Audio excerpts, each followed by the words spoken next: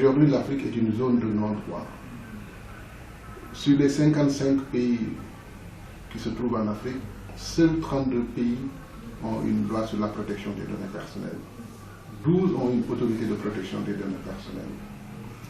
La Convention de l'Union africaine sur la cybersécurité et la protection des données personnelles, si élaborée en 2014, a été ratifiée à ce jour par 8 pays africains sur 55.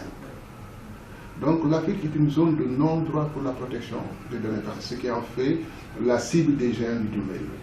Et aujourd'hui, nous constatons qu'il y a beaucoup de projets qui sont mis en œuvre, surtout dans le cadre de l'immigration clandestine, financés par l'Union européenne, qui servent à identifier biométriquement les Africains. Au Sénégal, il y a un projet d'aide au gouvernement du Sénégal pour moderniser l'état civil sur la base d'un fichier national biométrique.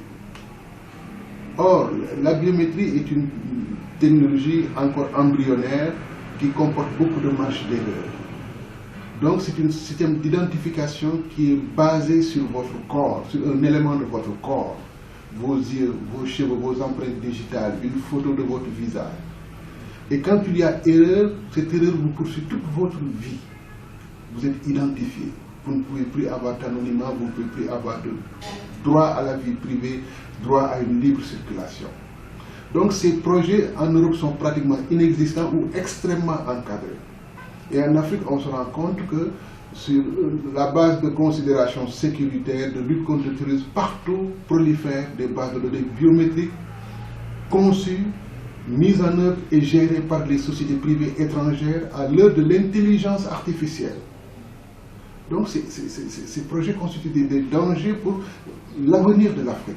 C'est pourquoi nous appelons les autorités, la société civile, à renforcer la protection des données personnelles en Afrique.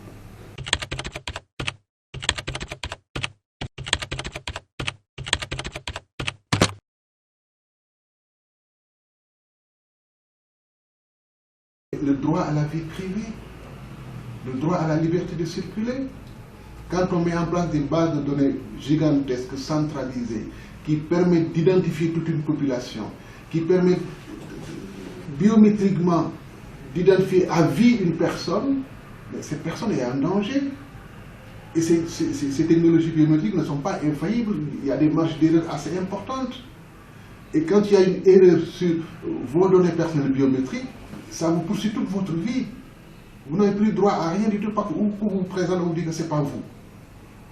Donc c'est des bases de données extrêmement dangereuses, cause pour laquelle en Europe, aux États-Unis, vous ne les voyez pas, ou bien seront extrêmement encadrés.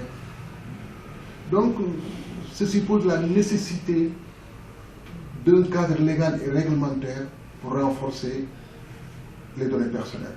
Il y a des enjeux économiques derrière, il y a des enjeux sécuritaires derrière, il y a des enjeux liés à la vie privée des Africains et à leur liberté de circuler dans le monde.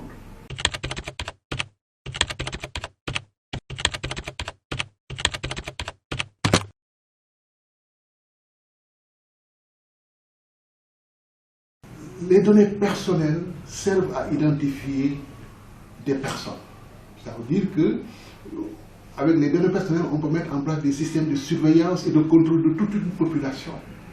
Donc ces données font l'objet de protection renforcée partout au monde, partout dans le monde. Mais aujourd'hui, on se rend compte qu'en Afrique, ces données ne sont pas suffisamment protégées. Sur le plan économique, tous les géants du numérique, parce que l'Europe a renforcé la protection de ses données personnelles, l'Inde a fermé son marché, donc la cible des géants du numérique, c'est l'Afrique, avec 1,3 milliard d'habitants, une population majoritairement analphabète, qui produit des milliards de données personnelles par jour. Et ces données personnelles collectées par les géants du numérique peuvent utiliser pour faire des produits et des services qui ne serviront pas les intérêts de l'Afrique. Pire encore, ces produits et ces services développés avec les données personnelles des Africains pourront être utilisés pour coloniser numériquement l'Afrique. Donc nous devons faire attention, donc nous devons travailler pour renforcer la protection des données personnelles en Afrique.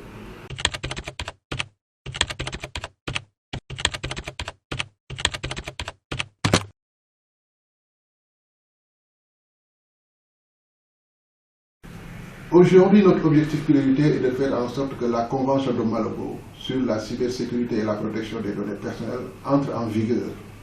Cause pour laquelle nous avons commencé à mettre en œuvre depuis décembre 2020 un projet de renforcement de la protection des données personnelles en Afrique de l'Ouest. Ce projet cible 7 pays africains.